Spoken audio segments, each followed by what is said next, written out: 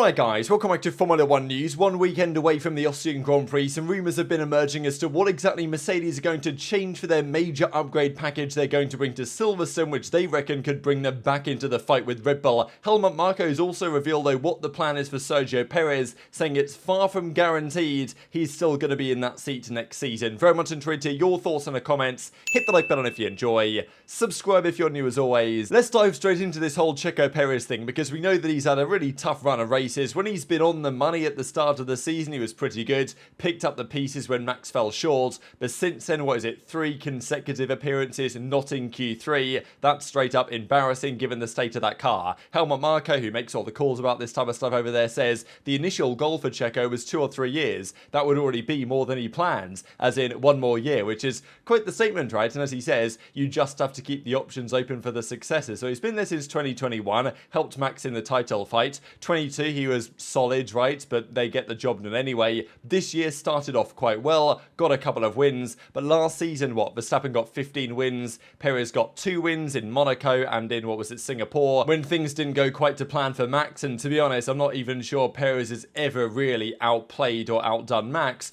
when he hasn't had some sort of, when Max haven't had some sort of issue, whether it's a safety car, whether it's something else, he's never really got him. And that's not his plan, right? I mean, he's not there to beat Max Verstappen. He's there to get as many points as possible, and with the other teams constantly saying they're going to be in the fight soon, Perez is now seeing the consistent 1-2s slip away, and his grasp on that seat is slipping away as a result. So much so that Helmut Marko goes on to say after Silverstone, in a few weeks' time, we will have Riccardo in the car for 3 days at a Pirelli tyre test, where we can evaluate where is Riccardo in terms of pace, which says that really there's 2 more races here. Okay, let's say in some world, Perez has another couple of stinkers. Austria, terrible Grand Prix, he has a bad one at Silverstone. Riccardo comes in and smashes it in the tyre test.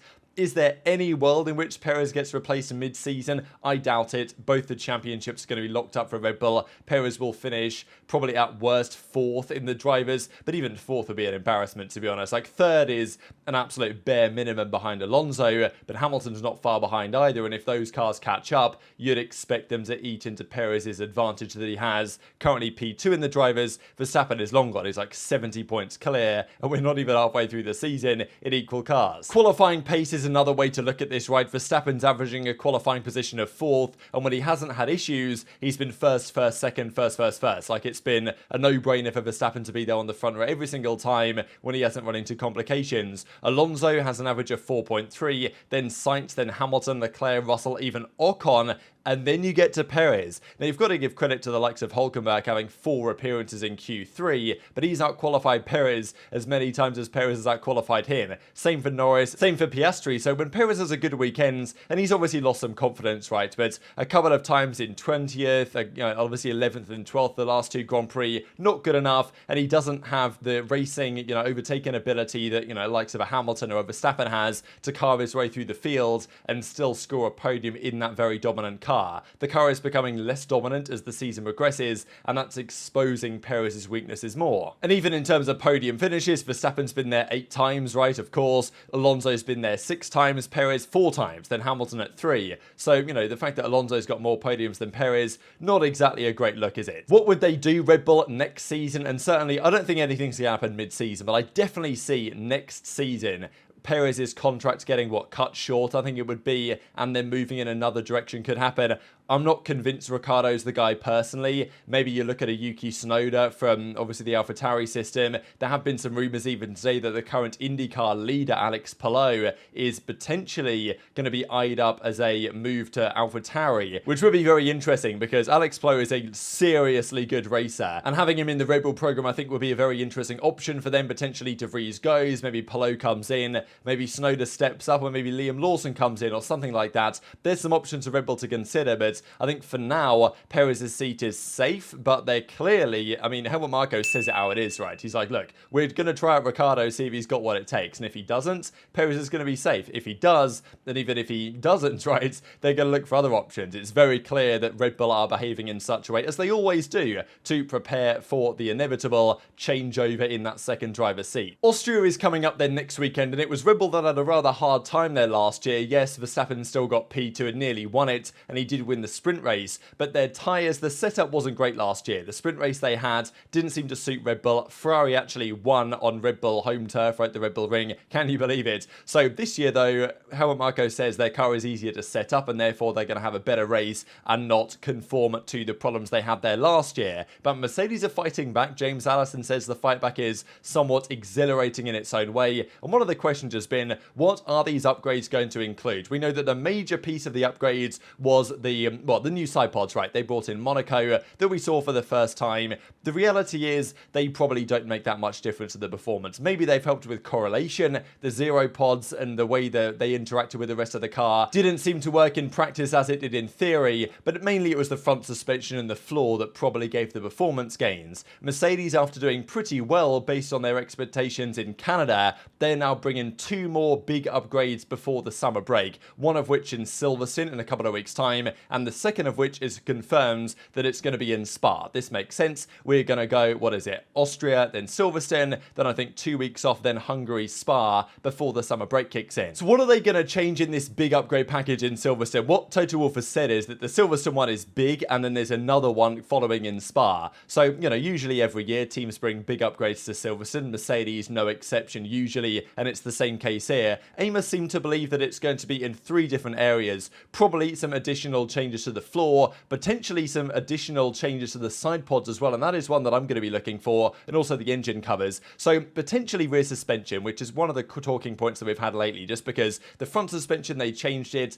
That seems to be going into the likelihood of Hamilton, especially in the rear suspension. Whatever they can do, the gearbox has been designed, you can't change all that much, but they might try some things. The article, though, reckons that it's going to be in 3 areas, more than likely in the side pod design, the engine cover, and also in the floor, just making some further tweaks. Even Red Bull have further tweaks to their floor coming later in the year, so there's no surprises that Mercedes are trying to also take a step forward there. I do wonder, though, whether we'll see any further alterations to the side pods, because, for example, Aston Martin, we saw they recently brought in these new side pods, which are somewhat different to what they had previously. These, of course, the upgrades in Canada, with more of an undercut on the side pods, and this is just generally the way that Red Bull have gone with their design from the start of last season, and it feels like that might be the direction to go. It's not probably going to be massive in terms of performance. Mercedes have repeatedly said the performance is in the suspension and the floor as opposed to the side pods, but we might see some further tweaks there, right? Because the version that Mercedes brought for Monaco doesn't seem particularly, okay, it's not a zero pods, but it's not particularly well refined potentially as some of the others are. It doesn't really have an undercut on it, as we've seen from, the Red Bull, and now the Aston Martin's pushing that way, and even Ferrari have kind of taken a leaf more so out of the Aston Martin book lately, and they've kind of kept with their own concept to a certain extent, but we might see some changes there. But apparently it's going to be a very big one. Also wanted to share with you guys a quick, from Mike Elliott here, analysis of the race in Montreal, and he gives his thoughts on what's going to happen going forward, because the next few tracks will theoretically suit the Mercedes W14 more so than Montreal did. Austria was actually pretty good for them last year. You guys remember they turned up on Friday and somehow had a fast car, and they were challenging the pole that time before both the drivers pushing it to the absolute limit sent it into the wall for both cars respectively, and they had a difficult time from there because they didn't have enough spares with the new upgrades they brought and things like that. But yeah, it was a good track for them last year, and Silverstone most certainly was and should yet be again. Well, I guess having said that Canada was going to be difficult for us, it's a bit difficult to stand here and say it's hard to say because we made a prediction about Canada, but I think it's always difficult to know. I think where we've seen the car struggling is more the low-speed corners, and so if we start looking at circuits that have got more medium and high-speed content, I think we'll do better there. So Silverstone would be a good example of that. Austria shouldn't be too bad for us either, so let's hope we go well in both of those. So I think Mercedes would be quite confident for Silverstone anyway, even if they hadn't got a massive upgrade package scheduled, as apparently they do. And also he says, look, Austria shouldn't be too bad for us either, given the nature of the track. There are certain corners out of turn 3 that are pretty rear limited, but outside of that the Mercedes should be okay, and yet they're going to struggle with traction out of that corner, but they could potentially make up for it elsewhere in the lap. So we'll see what happens there with Mercedes. One final thing I wanted to mention for you guys thought was kind of interesting was actually the discussion on the weight limit. We know that it's something like 790 kg this year, maybe a little bit more than that now, that the rules are imposed on them that you can't go below that number. The teams say sometimes, why don't you just say it's whatever, lower it significantly and just let us work it out from there. The risk, I suppose, is safety, right? Would teams, let's say they lowered it to 750, which would be a massive reduction for these cars. Would the teams be able to be like, all right, can we cut corners with the safety aspects of this? Like, obviously they've got to reach the rules, but they might try and find ways to cut down the weight. I think you'd also find, if this was the case, that every single team would strip all of the paint off their car, and they'd all just be very boring, more so than maybe some of the liveries already are, because you want to save every kilo. So not sure this is the best idea, but definitely pushing the weight down in the future is a key priority. Many have said, look, it's these bloody batteries, you know, because the hybrid power units, the batteries aren't light. And look, we're not going away from some sort of hybrid power system, but that has been one of the key gremlins, let's say, of the weight limit increasing over the past several years. But very much intrigued to your thoughts in the comments. Hit the like button if you enjoyed, subscribe if you're new, take care, and I'll see you next time.